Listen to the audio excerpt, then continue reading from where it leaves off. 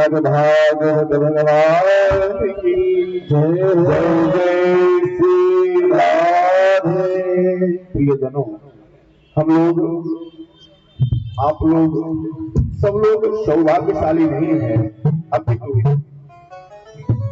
बड़भागी है। बड़भागी इसलिए है,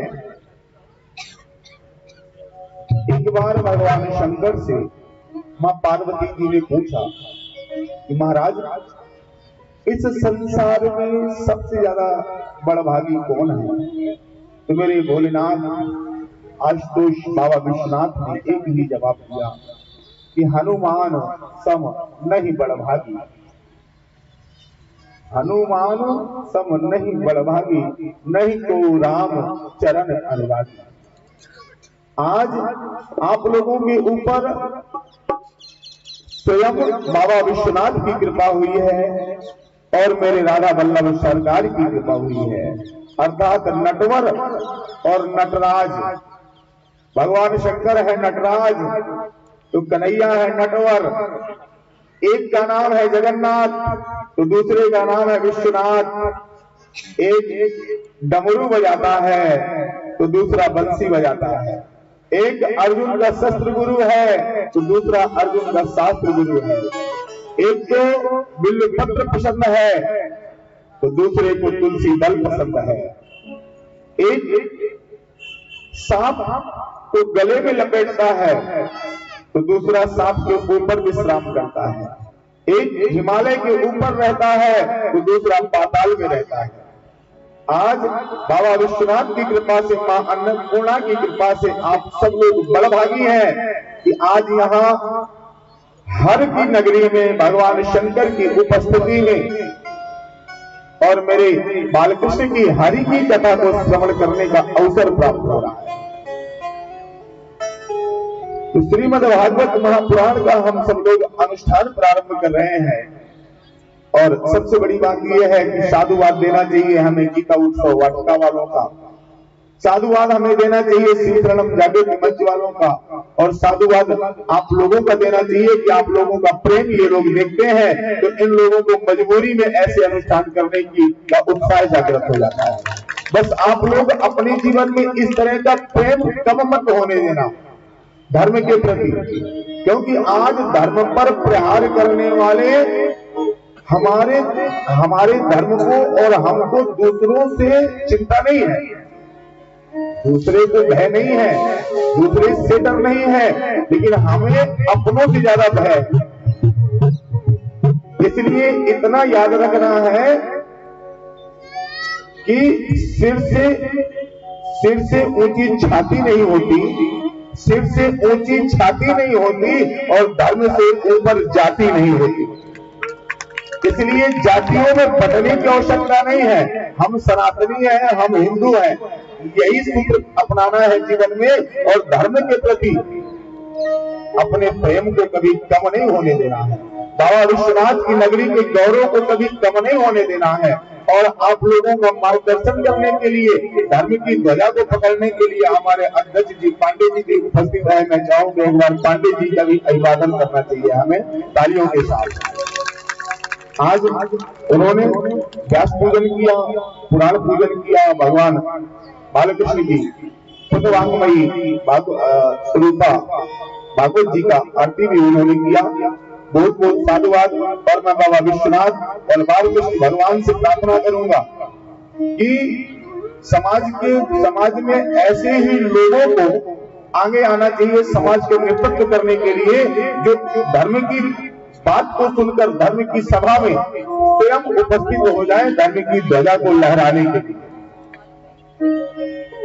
तो प्रियजनों, आज श्रीमद् भागवत महापुराण की महात्म्य की कथा होती है प्रथम दिवस में।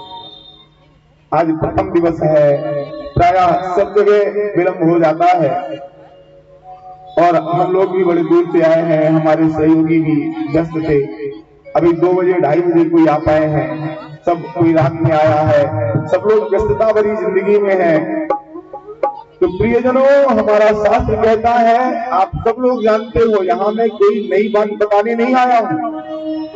आप सब लोग मेरे से भी ज्यादा एजुकेटेड हो, मेरे से भी ज्यादा पढ़े लिखे हूँ, मेरे से भी ज्यादा शास्त्र का ज्ञान है आप लोगों को, मेरे से भी ज्यादा पुराण का ज्ञान है आप लोगों को, लेकिन मैं सिर्फ भागवत जी के माध्यम से उस बात को बताने आया हूँ जिस बात को आप लोग भूल गए हैं।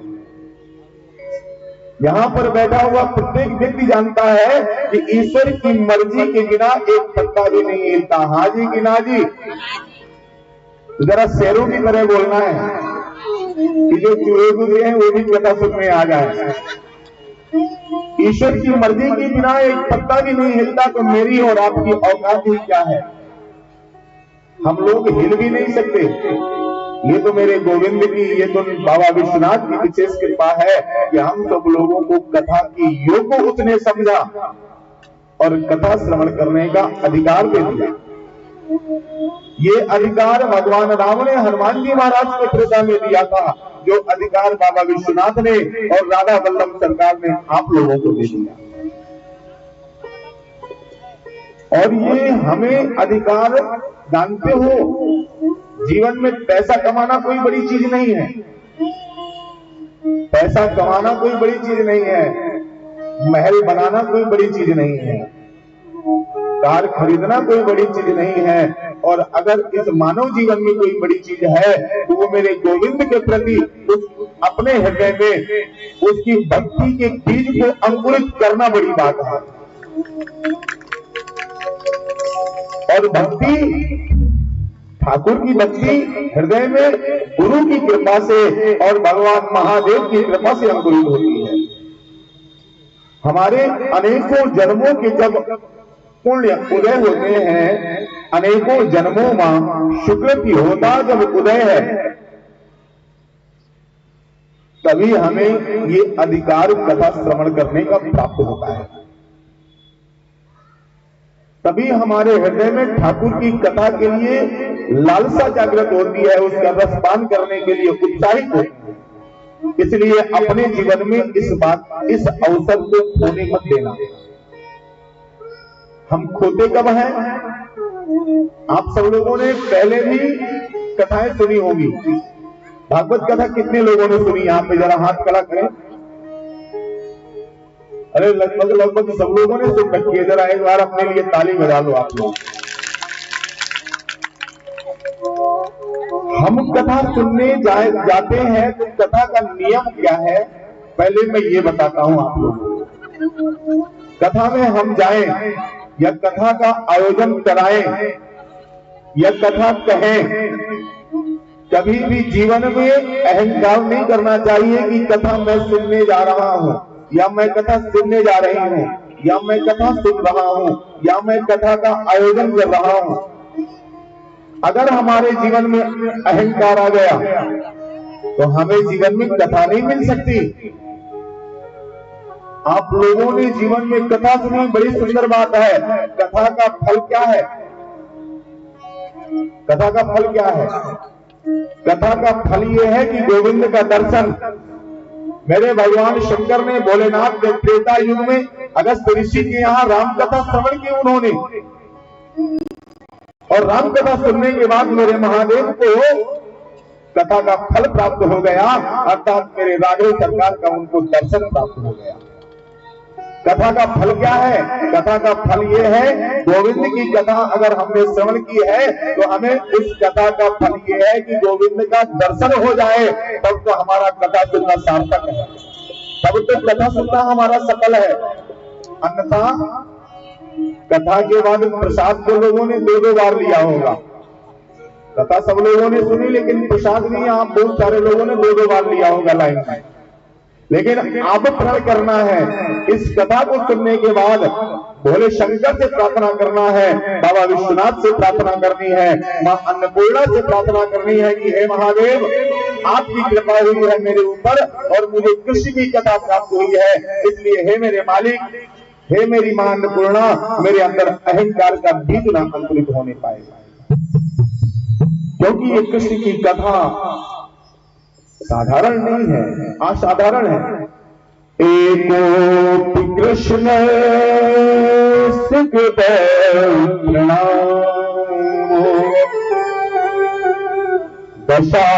दशाश्वमेधा व्यभ्रतेन तुल्या दशाश्वमेधि पुनरेव जन्म कृष्ण प्रणामी न पुनर्भवाय। यहाँ तो दशाश्वमेध घाट में स्नान करने के बाद 10 अश्वमेध यज्ञ का फल प्राप्त होता है, वहां घाट में भी जाना पड़ेगा। लेकिन मेरे गोविंद की कथा का प्रभाव ये है कि अगर गोविंद की कथा सुन ली, गोविंद का नाम सुन लिया, गोविंद का नाम स्मरण कर लिया, तो प्यारे दशाश्वमेध यज्ञ का फल प्राप्त हो जाएगा। दशाश्वमेध यज्ञ में यज्ञ को करने से और दशाश्वमेध घाट में स्नान करने से के बाद गारंटी नहीं है कि आपको पुनर्जन्म ना मिले। यज्ञ करने के बाद दशाश्वमेध घाट में स्नान करने के बाद आपको पुनर्जन्म मिल सकता है। लेकिन अगर मेरे गोविंद को आपने अपना बना लिया, मेरे गोविंद की कथा को सुन लिया, ठाकुर के नाम का स्मरण कर लिया, तो कृष्ण प्रणामी न पुनर्भवाय, कि फिर इस जीवन में कन्हैया आपको इस संसार में नहीं आने देता, अपना सखा और अपनी सखी बना लेता है। बोलो वृंदावन हरि लाल की। इसलिए जीवन में अहंकार को नहीं आने देना है। प्रियजनों, जिस पुराण का हम लोग अनुष्ठान करने जा रहे हैं, हम लोग कथाओं का संग्रह मान लेते हैं कि वेद व्यास जी ने लिख दिया और ये कथाओं का संग्रह है। ये श्रीमद् भागवत महापुराण कलयुग में इतना प्रखर ग्रंथ है, इतना प्रभावी ग्रंथ है कि ये स्वयं शाश्वत कृष्ण है। श्रीमद् भागवत महापुराण की प्रत्येक शब्द शब्द पर, प्रत्येक अक्षर अक्षर पर मेरे ठाकुर की, मेरे गोविंद की श्यामलता समाई हुई है। बस इसलिए कृष्ण से एकीकार होने का जो आपको ये अवसर प्राप्त हुआ है, जीव को ब्रह्म के साथ मिलने का, अर्थात जिस तरह पानी दूध में मिल जाता है तो पानी पानी नहीं रह जाता, वो दूध कहलाता है। उसी तरह मेरे महादेव ने और ठाकुर ने आप लोगों को अवसर प्रदान किया है कि ए संसार के जीवों, आओ आज मैं तुम्हें एकीकार होने का अवसर प्रदान करता हूं। इसलिए श्रीमद् भागवत महापुराण ब्रह्म के साथ मिलने का एक संसाधन है, एक उपाय है। इसलिए जीवन में इस अवसर को मत खोने देना। ये एक टेस्टेड डाटा है। 5600 वर्ष पहले ही हमारी सुखदेव जी ने 5600 वर्ष पहले राजा परीक्षित को सुनाया था। इसके बाद तब से सुनते सुनाते चले आ रहे हैं, और जितनी बार ये भागवत कथा सुनी जाती है और जितनी बार सुनाई जाती है, उतनी ही बार नया रस प्राप्त होता है। और ज्यादा क्या कहें, स्वयं भगवान कृष्ण ने कह दिया कि तेने वांगमयी मूर्ति प्रत्यक्षः वर्तते हरेः। जब श्याम सुंदर गोविंद के चरणों में बाण लगा, मेरे ठाकुर पैर के ऊपर पैर रखे ध्यान कर रहे थे। देखो, ईश्वर भी ध्यान करता है, कन्हैया भी ध्यान करता है और बाबा विश्वनाथ भी ध्यान करते हैं। इसलिए अगर ईश्वर ने अवसर प्रदान किया है तो हमें भी अपने जीवन में अपने इष्ट के प्रति ध्यान करने की आवश्यकता है, अपने गुरु के चरणों की ध्यान करने की आवश्यकता है, अपने इष्ट के चरणों की ध्यान करने की आवश्यकता है। तो मेरे श्याम सुंदर किशोरी जी का ध्यान कर रहे थे, श्री राधा रानी का ध्यान कर रहे थे। उस समय उदय जी हाथ जोड़कर आंखों में आंसू लिए कृष्ण से बोले, क्या बात है, आज आप अंतर्मुखी हो रहे हैं?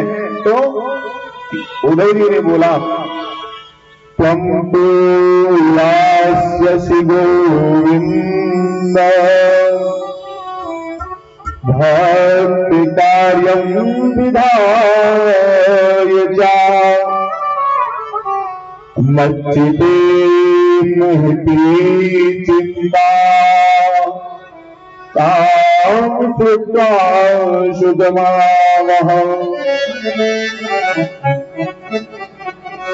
उधर भी ने कहा कि अरे मेरे गोविंद, मेरा ठाकुर, मुझे बड़ी चिंता हो रही है कि आप जा रहे हो, लेकिन कलयुग आने वाला है, इन संसार की आपकी संतानों का क्या होगा?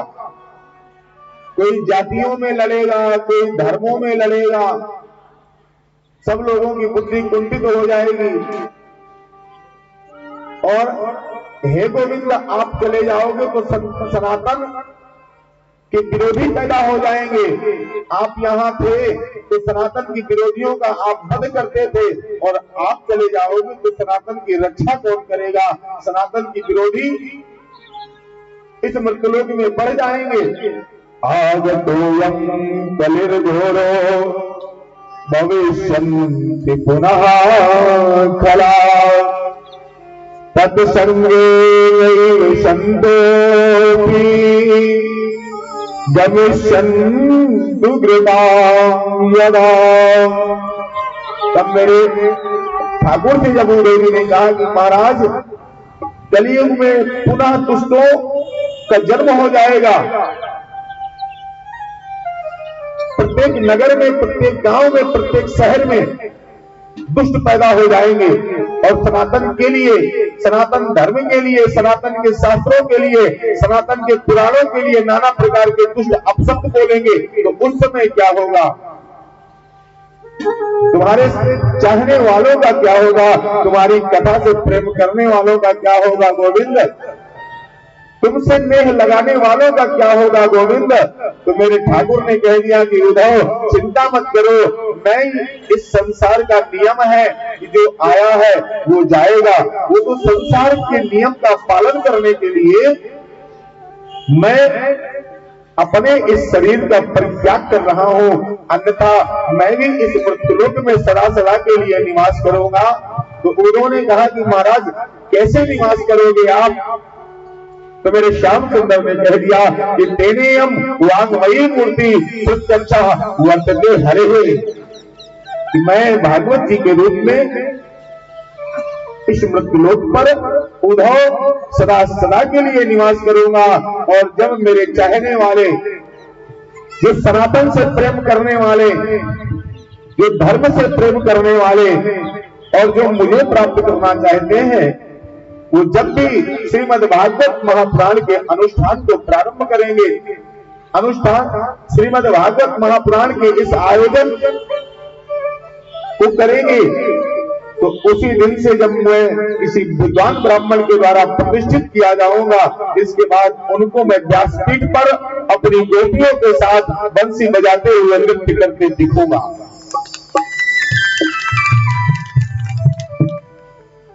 तो प्रियजनों, जीवन में इस अवसर को खोने नहीं देना, क्योंकि एक बार व्यास जी के शिष्यों ने व्यास जी से पूछा कि केचिद् वदन्ति धनहीन नरो जघन्या, केचिद् वदन्ति गुणहीन नरो जघन्या। व्यास जी महाराज से उन्होंने पूछा कि महाराज, जरा ये बताइए कि इस संसार में जिस व्यक्ति के पास धन नहीं है, क्या वो निकृष्ट है? क्या धनवान लोग ही इस संसार में पूजनीय है? इस संसार के श्रेष्ठ व्यक्ति क्या धनवान लोग हैं? दूसरे शिष्य ने कहा कि केचिद् वदन्ति गुणहीन नरो जघन्यः, कि क्या जिन लोगों के पास गुण है, गुणवान व्यक्ति ही इस संसार में पूजनीय है, क्या जिसके पास गुण नहीं है वो अपूज्य है, वो निकृष्ट है क्या? तो भगवान व्यास ने कहा कि देखो प्यारे, अपने शिष्यों को समझा रहे हैं कि देखो, इस संसार में न तो धनवान श्रेष्ठ है, और ना निर्धन श्रेष्ठ है, ना गुणवान श्रेष्ठ है, ना गुणहीन श्रेष्ठ है। इस संसार में अगर कोई पूजनीय है, इस संसार में अगर कोई श्रेष्ठ है, तो क्या सो वदन्ति किल शास्त्र पुराण वेद कहा, नारायण स्मरण ही नरो धन्य।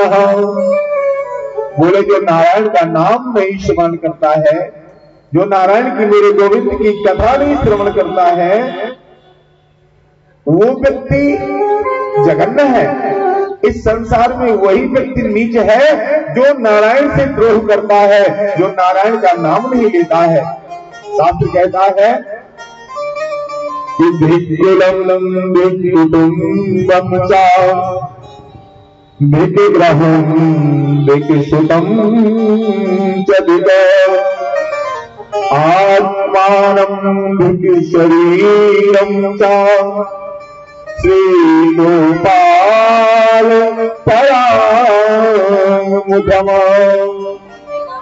धिक्कार है उस शरीर, उस परिवार को, धिक्कार है उस शरीर को, धिक्कार है उस कुटुंब को, धिक्कार है उस जिह्वा को, और धिक्कार है उस नेत्र को जिसने कभी गोविंद की कथा नहीं श्रवण की, जिसने कभी मेरे श्याम सुंदर का दर्शन नहीं किया, जिस परिवार में मेरे श्याम सुंदर का गुणगान नहीं हुआ, जिस परिवार में मेरे श्याम सुंदर की कथा नहीं हुई, उस परिवार के होने का इस मृत्युलोक में कोई मतलब नहीं है। वो व्यक्ति अजा कला तमस्तई व तस्य जन्म निरर्थकम। जिस तरह अजा के गले में धन होता है लेकिन दुग्ध नहीं होता, उसका होना और ना होना निरर्थक है, उसी तरह जिस परिवार में जिस व्यक्ति के द्वारा मेरे श्याम सुंदर का गुणगान नहीं होता, वो इस मृत्युलोक में भार के समान है। उसकी जिह्वा जल जाए, उसके कान फूट जाए, उसकी आंखें फूट जाए, जिसने गोविंद का गुणगान नहीं किया। ऐसे कान के होने से क्या मतलब जिसने गोविंद की कथा को नहीं श्रवण किया।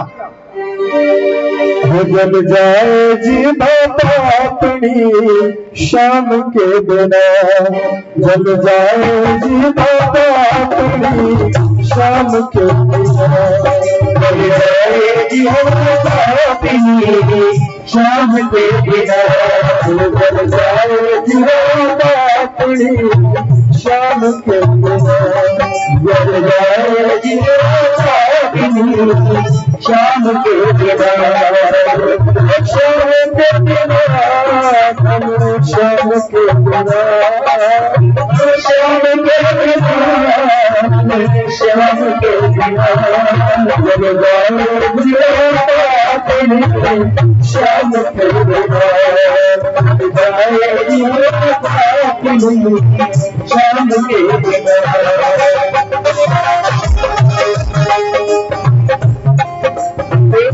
कथा में दिल खोल के अर्पण करो कि इनकी शक्ति नहीं है कि आप लोगों ने हाथ बंद कर रखे हैं। अगर दिल खोल के कथा में दिल खोल के बैठोगे तो आज इस व्यासपीठ से गारंटी है कि आपने अगर कथा में मेरे गोविंद के लिए दिल खोल दिया तो कभी हॉस्पिटल में दिल नहीं खुलेगा। अगर आज यहाँ पर दिल खोल दिया आपने तो हॉस्पिटल में डॉक्टर आपका दिल नहीं खोलेगा, और अगर कन्हैया के दरबार में आपने दिल नहीं खोला तो डॉक्टर के यहाँ दिल खुलेगा। अब निर्णय आपको करना है कि दिल कहाँ खोलना है, गोविंद के लिए खोलना है कि डॉक्टर से खुलवाना है। इसलिए अलमत के तालियों की सेवा करते हुए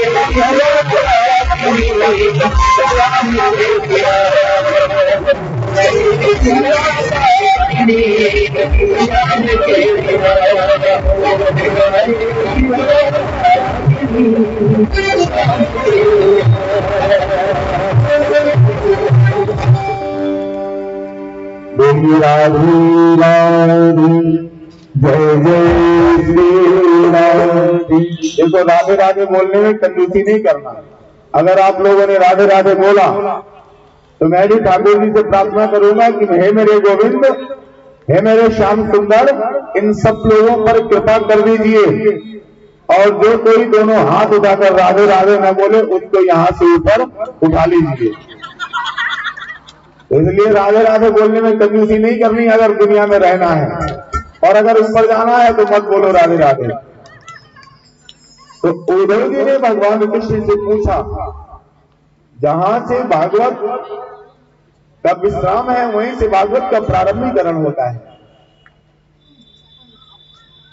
उद्धव जी ने कृष्ण से पूछा कि मेरे गोविंद, आप चले जाओगे तो जगत का उद्धार कैसे होगा? मेरे श्याम सुंदर ने बताया उनको बाकी। लेकिन यहां पर ध्यान देने वाली बात यह है कि भगवान कृष्ण के जितने भी ग्वाल थे, द्वारिका के लोग थे, सारे लोग गोलोक धाम चले गए। दुर्वासा जी का श्राप हो गया, सारे यदुवंशी गोलोक धाम चले गए। अब ठाकुर जी भी जा रहे हैं, लेकिन अगर नहीं कोई गया तो 16,000 और 100 रानियां, 16,000 रानियां नहीं गई तो उद्धव जी महाराज ने हाथ जोड़ा और निवेदन करके पूछने लगे कि महाराज, ये आपकी धर्म पत्नियां हैं, 16,000 सब हैं, इनकी संख्या आप इनको लेकर क्यों नहीं जा रहे हो? तो मेरे ठाकुर ने कहा, गोविंद ने कहा कि देखो, गोलोक धाम में तो उसी की आवश्यकता है जिसके अंदर अहंकार ना हो। 16,000 और 100 जो मेरी ये रानियां हैं, 100, इन लोगों के अंदर अहंकार आ गया है, इसलिए मैं इनको लेकर नहीं जाऊंगा।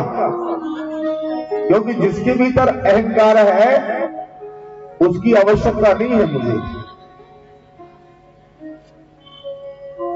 क्योंकि परमात्मा का सूत्र है जो नर मोही सफल हो नहीं है।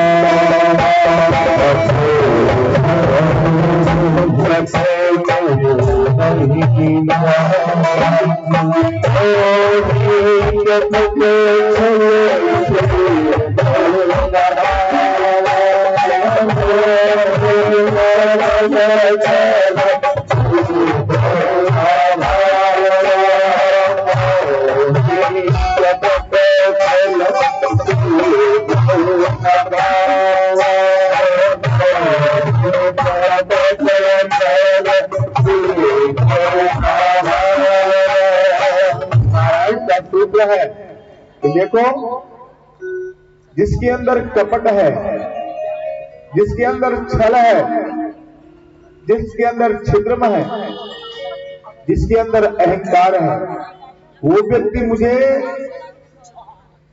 प्रत्यक्ष तो बहुत दूर की बात है, मैं उस व्यक्ति को स्वप्न में भी दर्शन नहीं देता। और बात भी सही है। आप इस संसार में, इस दुनिया में अज्ञानी व्यक्ति को भी समझा सकते हो और ज्ञानी व्यक्ति को भी समझा सकते हो। ज्ञानी को भी समझाया जा सकता है, अज्ञानी को भी समझाया जा सकता है, लेकिन इस संसार में अभिमानी व्यक्ति को नहीं समझाया जा सकता। ज्ञानी व्यक्ति भी एक न एक दिन समझ जाता है और अज्ञानी व्यक्ति भी समझ जाता है, लेकिन अभिमानी व्यक्ति को कितना भी समझा लो, उसका समझाना असंभव है। एक क्षेत्रीय कहावत भी है कि जो व्यक्ति पानी में डूब रहा हो, गंगा में डूब रहा हो, उसको तो बचाया जा सकता है, लेकिन जो नशे में डूब रहा हो, जो अभिमान में डूब रहा हो, उसका बचाना मुश्किल है। उद्धव, श्री भगवान कृष्ण कहते हैं कि हे उद्धव, इन सब के अंदर अहंकार समाया हुआ है। भगवान कृष्ण ने कहा कि उद्धव, मैंने एक दिन खुद रुक्मिणी और सत्यभामा के मुंह से बात करते हुए मैंने अपने कानों से सुना है। उद्धव जी श्री कृष्ण कह रहे हैं कि सत्यभामा ने एक दिन रुक्मिणी से कहा कि बहन, जरा ये बताओ कि हमारे जो पति हैं द्वारिकाधीश, ये द्रौपदी के यहाँ बार बार बकते हैं, इनको खिला दिया पिला दिया, लेकिन बार बार पता नहीं क्यों द्रौपदी के पास दौड़ते रहते हैं। पता नहीं द्रौपदी से इनका क्या संबंध है, क्या ऐसी बात है द्रौपदी के साथ इनका कि द्रौपदी के यहाँ ये बकते रहते हैं। पता नहीं द्रौपदी ने कौन सी बाबा से जड़ी बूटी मंगवा के और क्या खिला पिला दिया है। हर समय द्रौपदी के यहाँ। तो रुक्मिणी बोली कि बहन, अरे मुझे मालूम हो रहा है और तुझे मालूम नहीं है कि भगवान कृष्ण द्रौपदी की बहन है। द्रौपदी ने भगवान कृष्ण को अपना भाई बना रखा है। तो सत्यभामा ने कहा कि देखो बहन, ऐसा है कि मैंने दुनिया में भाई और बहन के बड़े रिश्ते देखे हैं, लेकिन अब भाई होने का मतलब ये नहीं है कि वो बहन की गुलामी करे, हर समय बहन के पीछे लगा रहे। और सत्यभामा को गुस्सा आ गया। सत्यभामा कुंदक में आ गई, बोली देखना अगर मेरी नंद किसी दिन मिल जाएगी ना तो मैं बताऊंगी अच्छे से। और भगवान श्याम सुंदर सुन रहे थे। उसी समय मेरा गोविंद वहां पर आया और रुक्मिणी से बोला कि रुक्मिणी फटाफट मेरा दुपट्टा, मेरा गमछा दे दो जरा। रुक्मिणी ने पूछा क्यों? बोले मेरी बहन ने मुझे बुलाया, द्रौपदी के पास मुझे जाना है, बड़ी देर हो रही है, चलोगी क्या तुम भी? तो सत्यभामा की तरफ द्रौपदी ने देखा तो सत्यभामा ने तुरंत इशारा किया कि हाँ बिल्कुल, मौका अच्छा है, इस अवसर को खोने मत दो आप। और एक बात भी सही है, यहां पे वो भाभियां भी बैठी हैं जिनकी नंद है, और भाभियों की बड़ी आफत होती है। भाई अगर ननंद को पूछ ले तो समस्या, और ननन को अगर कुछ दे दे भाई चुनके से तो समस्या। एक बार यही सत्यभामा ने इशारा किया द्रौपदी को कि हाँ चलो चलो चलते हैं। एक बार ब्रह्मा जी ने भगवान भोलेनाथ से भी यही प्रश्न किया था कि महाराज आप की तपस्या गंगा ने भी ज्यादा की है, पार्वती से ज्यादा है गंगा की तपस्या। आपको पति रूप में प्राप्त करने के लिए गंगा का तप ज्यादा है, गंगा का प्रेम ज्यादा है, लेकिन आपने पार्वती से शादी क्यों की? तो भगवान शंकर ने कहा कि देखो ब्रह्मा जी, यद्यपि गंगा का तप ज्यादा है, गंगा का प्रेम ज्यादा है, इसीलिए मैंने पार्वती से शादी की है, गंगा से नहीं शादी। ब्रह्मा जी ने कहा क्यों? बोले गंगा मुझे पार्वती से ज्यादा प्यारी है, और अगर मैं गंगा से के साथ विवाह कर लेता और फिर मैं गंगा को सिर में बैठाता तो लोग कहते कि देखो अपनी पत्नी को इसने सिर में चढ़ा रखा है, इसलिए मैंने गंगा से शादी नहीं की। और वैसे भी दुनिया के लोग बोलते रहते हैं कि देखो अपनी पत्नी का भगत है ही।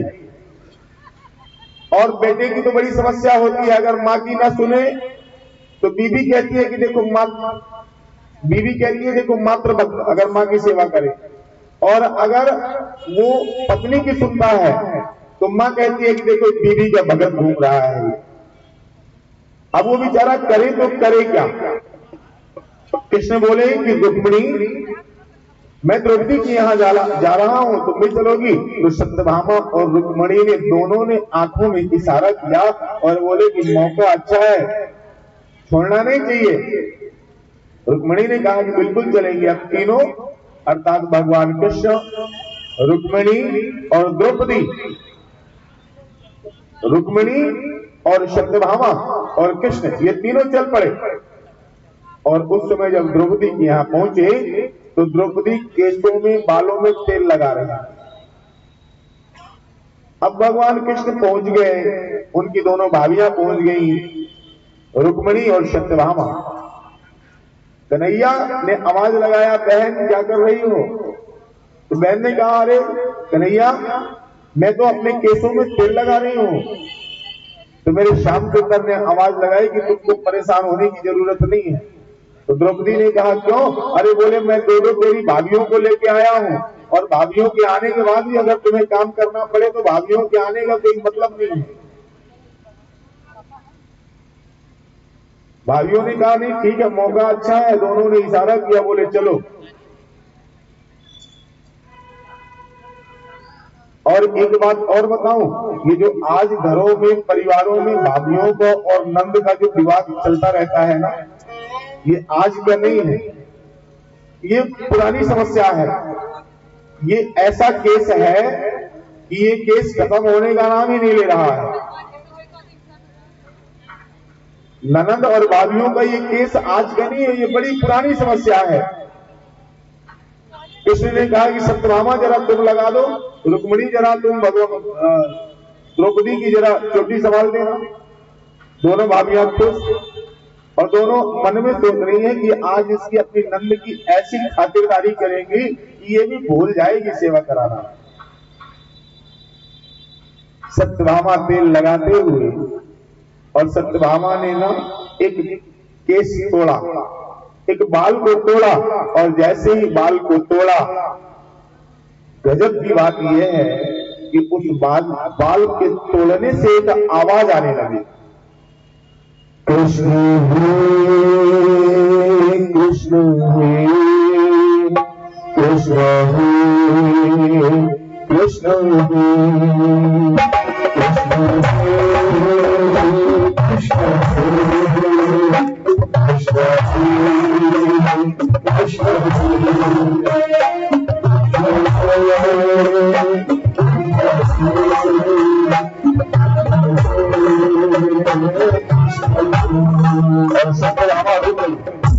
सत्यभामा सत्यभामा ने तो कर दिया जरा, पता नहीं किसी दूसरे ने आवाज लगाई होगी।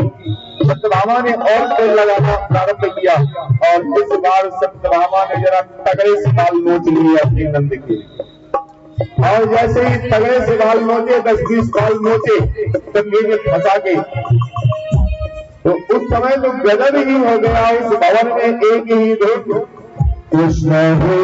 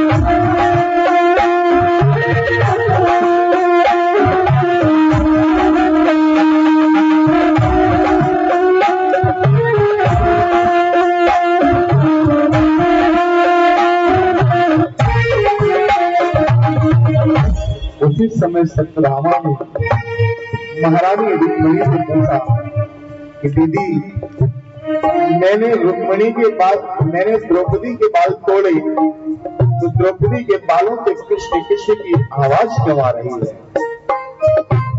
उसी समय मेरा श्याम सुंदर, मेरा गोविंद मनमोहना वही आ गया और सत्यभामा से कहने लगा कि अरे सत्यभामा, आज मैं बताता हूं कि मैं द्रौपदी के पास बार बार क्यों आता हूं।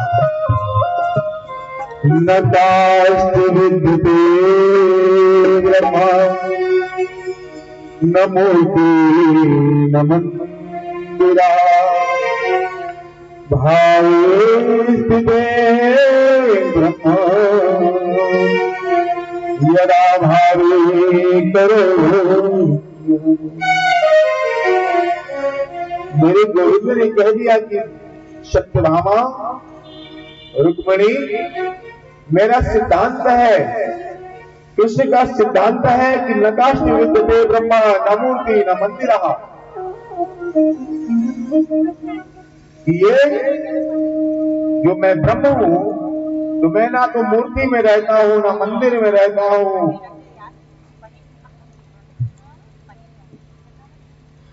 जहां पर लोग मुझे 56 भोग लगाते हैं, मैं उन लोगों के 56 भोग को ग्रहण करने नहीं जाता अगर भाव नहीं है। बड़े बड़े योगी मुझे मखमल का बिस्तर लगाते हैं, लेकिन उनका जीवन व्यतीत हो जाता है, मैं उनके मखमल के बिस्तर पर सोने नहीं जाता। लोग सुबह से शाम तक मुझे मंदिर में बुलाते हैं, लोग सुबह से शाम तक मुझे मूर्ति में बुलाते हैं, मैं नहीं जाता, लेकिन मैं वहां बार बार दौड़ कर जाता हूं, बार बार 1000 बार दौड़ कर जाता हूं। जो लोग मुझे भाव से बुलाते हैं, जो लोग मुझे प्रेम से बुलाते हैं।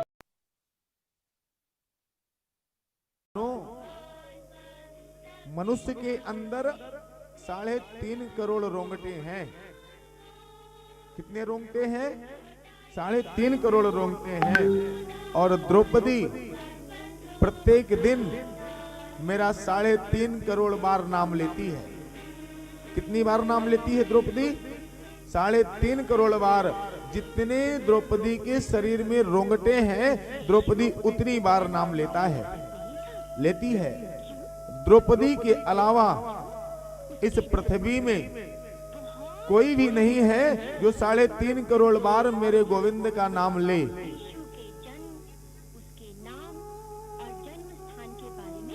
द्रौपदी ही एक ऐसी है जो दिन भर में मेरे श्याम सुंदर का इतना नाम लेती है कि जितने शरीर में रोंगटे हैं उतना नाम लेती है। और आप लोग भी ध्यान से सुनो, अगर द्रौपदी की तरह आप लोग भी मेरे कन्हैया को बुलाना चाहते हो तो उन लोगों के लिए नियम है। बड़ी सुंदर बात यहां पर कही शास्त्रकार ने कि मेरे श्याम सुंदर को प्रेम से बुलाने की जरूरत है। हम अपने जीवन में सुबह से लेके शाम तक और रात्रि से लेके पुनः फिर सुबह से जो व्यवस्था करनी है वो सारी दिनचर्याएं सेट कर लेते हैं, लेकिन नाम लेने की कभी दिनचर्या सेट नहीं करते हैं।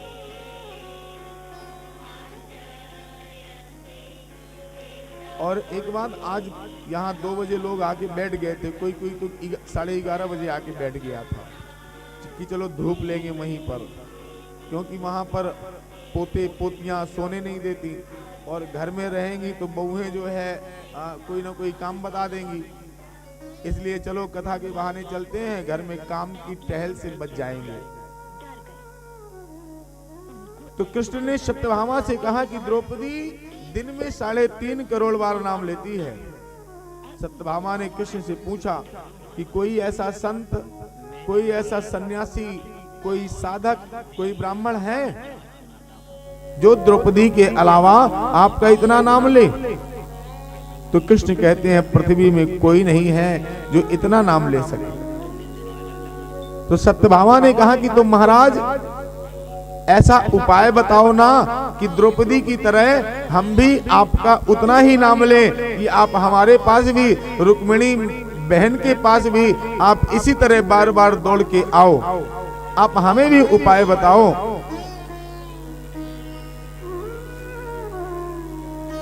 सत्यभामा ने पूछा कि कन्हैया जरा ये बताओ कि मंदिर में आपकी पूजा बड़ी, जप बड़ा, आपका कीर्तन बड़ा या आपकी कथा बड़ी है? तो कृष्ण कहते हैं कि सत्यभामा सुनो, मंदिर में पूजा और जप से भी अगर कुछ बड़ा है तो वो है कथा। मंदिर में मूर्ति की पूजा जप से भी अगर बड़ा है तो वो है मेरे गोविंद की कथा। क्योंकि जब कोई व्यक्ति कथा पंडाल में प्रवेश करता है तो कथा उसके कान में नहीं, उसके 3.5 करोड़ रोंग छिद्रों में प्रविष्ट होती है। अब जितनी देर आप यहां कथा में बैठते हैं तो आपके कानों के साथ साथ आपके रोम छिद्रों से भी कथा प्रविष्ट होती है। ये ऊर्जा आपके रोम छिद्रों से प्रविष्ट होती है।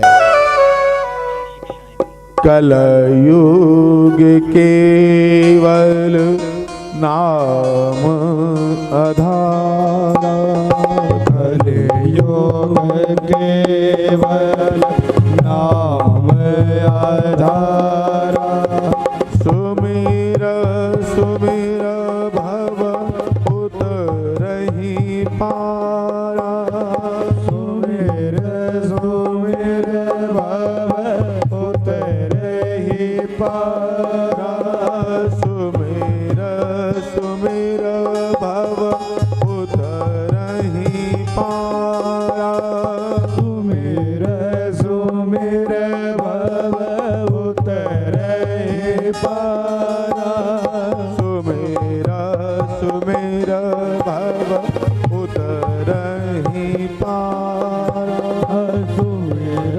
सुमिर भव उतरहि पारा।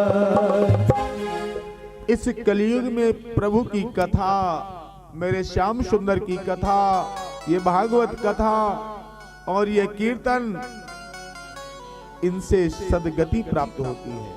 शास्त्र कहता है कि हरिर नाम हरिर नाम हरिर नामैव केवलम नास्त्यैव नास्त्यैव नास्त्यैव नास्त्यैव गतिरन्यथा। कि इस कथा पंडाल में जब हम आते हैं और जब हम दिल खोल कर बैठते हैं तो ये कथा रोम रोम में प्रवेश करती है। और एक एक रोम में जब कृष्ण की कथा प्रवेश करती है तो कृष्ण के एक एक शब्द में, भागवत जी के एक एक शब्द में कृष्ण की श्यामलता समाई हुई है। अर्थात एक एक रोम से ये कथा नहीं, मेरा श्याम सुंदर आपके अंदर प्रविष्ट हो रहा है। बोले वृंदावन बिहारी लाल की। लेकिन संतों ने रिसर्च किया है, संतों ने ये रिसर्च किया है कि जितनी भी सासें हैं, सासों की बात कर रहा हूं मैं, बहुओं की बात नहीं कर रहा, तो वो सारी सासें जो है नरक जा रही हैं। संतों का रिसर्च है कि जितनी भी सासें हैं वो सासें नरक जा रही हैं और बहुएं जा रही हैं बैकुंठ। समस्या इस बात की है कि सासें जा रही हैं ना नरक और बहुएं जा रही हैं बैकुंठ। तो किसी संत ने पूछा कि भाई ऐसा क्यों? तो रिसर्चर ने बोला, जिन संतों ने रिसर्च किया तो उन्होंने बोला कि सास आ जाती है काम और पोते के दुख से कथा में शरीर तो उनका रहता है, लेकिन उनका जो दिल है, उनका मन है, वो घर में रहता है कि बहू अकेले होगी, कहीं ऐसा तो नहीं कि हलवा बना के खा रही है, कहीं अपनी मम्मी से बात बनाने में तो नहीं लगी है। और बहू इसलिए बैकुंठ जा रही है कि बहू रहती तो घर में है, लेकिन उसका दिमाग कथा में रहता है कि चलो कम से कम 3 घंटे के लिए सही, कम से कम बला तो टली। तो बहू का दिमाग कथा में रहता है, इसलिए कन्हैया की कथा में आके हमारे 3.5 करोड़ रोम छिद्रों से कृष्ण समाता है। मुझे अपने ही रंग में रंग ले मेरे यार सांवरे, और वो अपने रंग में रंग लेता है प्रत्येक भक्त। मुझे अपने ही रंग में रंग ले मेरे यार सांवरे। मुझे अपने ही रंग में रंग ले मेरे यार सांवरे। मुझे अपने ही रंग में रंग ले मेरे यार सांवरे। मुझे अपने ही रंग में रंग ले मेरे यार सांवरे। मेरे यार सांवरे दिलदार सांवरे। मेरे यार सांवरे दिलदार सांवरे। मुझे अपने ही रंग में रंग ले मेरे यार सांवरे। मुझे अपने ही रंग में रंग ले मेरे यार सांवरे। ऐसा रंग तू रंग दे सवरिया, जो उतरे न जन्म जन्म तक। नाम तो अपना लिख दे कन्हैया मेरे सारे बदन पर। मेरे सारे बदन पर अपने ही रंग में रंग ले मेरे यार सांवरे। मुझे अपने ही रंग में रंग ले। श्री राधे तालियों की सेवा करते हुए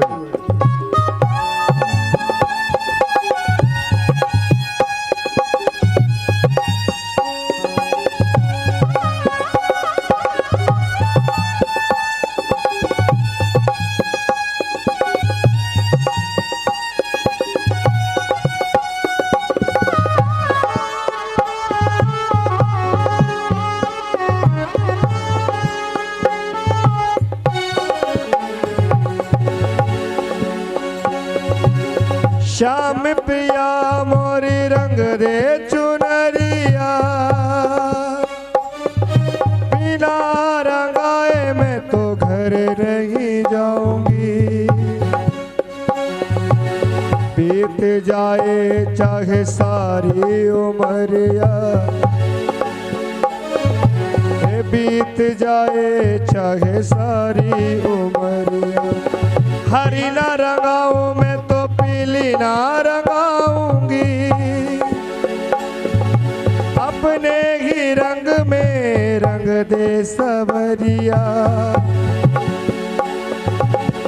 ऐसे रंग दे जो रंग रागे छोटे, धोबिया धोए चाहे सारी उमरिया। ओ धोबिया धोवे चाहे सारी उमरिया, धोबिया धोए चाहे सारी उमरिया। जो नहीं रंग तो मोल ही मंगाए दो, ब्रज में खुली है प्रेम बजरिया। या चुनरी को मैं ओढ़ यमुना जाऊंगी, श्याम पीमो पे पड़ेगी नजरिया। श्याम की मोह पे पड़ेगी नजरिया। जीवन की नैया ले जा उस पार सांवरे। मुझे अपने ही रंग में रंग ले मेरे यार सांवरे। हो मेरे यार सांवरे, दिलदार सांवरे। मेरे यार सांवरे, दिलदार सांवरे। मुझे अपने ही रंग में रंग ले मेरे यार सांवरे। मुझे अपने ही रंग में रंग ले मेरे यार सांवरे। ये अग्नि तुम्हारी लगाई हुई है, तेरे बिन और बुझाएगा को। परिवार जनों से नाता तजा, इनमें हमको अपनाएगा को। इन बिन हमको बचाएगा कोई। इनमें हमको अपनाएगा को।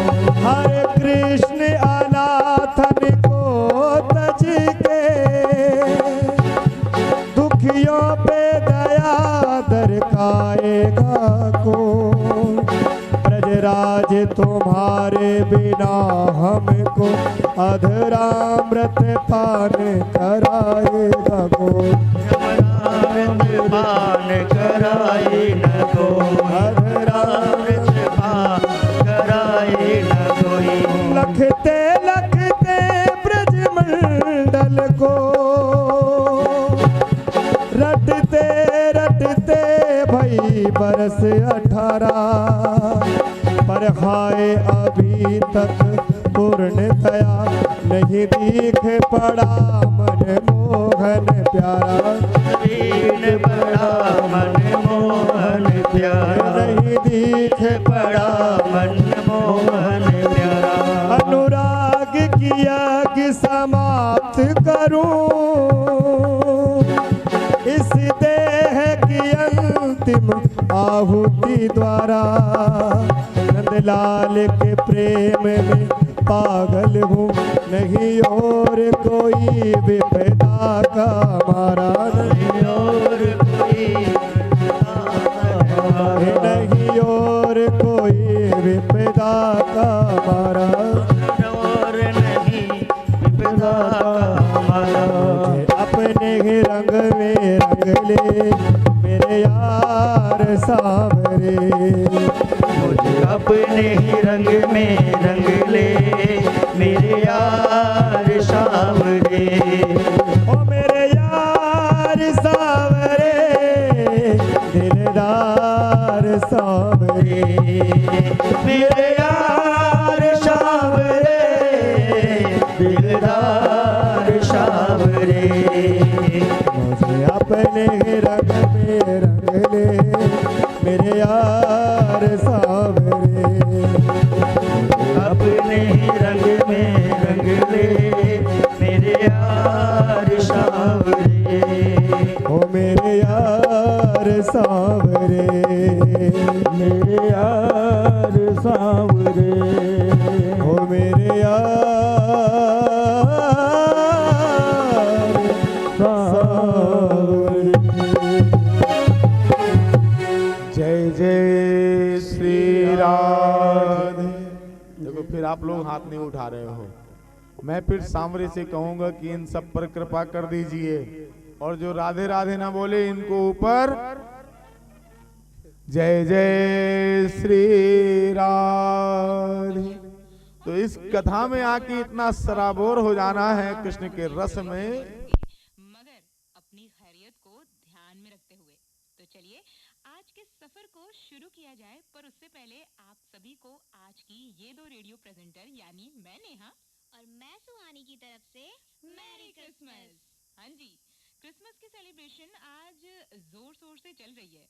संता आ चुका है और हमें हेलो। प्यारी गिफ्ट दे चुका है। क्यों बोलिए वृंदावन बिहारी लाल। हमारे लाइफ मैं समझ रहा हूँ लाइट गई नहीं है, किसी ने हमारे है। माता पिता से बड़ा गिफ्ट देने वाला सेंटा कोई नहीं हो सकता है। हाँ, ये तो बिल्कुल सही बात है। हेलो। और उसी के साथ मैं ये भी कहना चाहूंगी दोस्तों कि जब बात ढेर सारी खुशियों की हो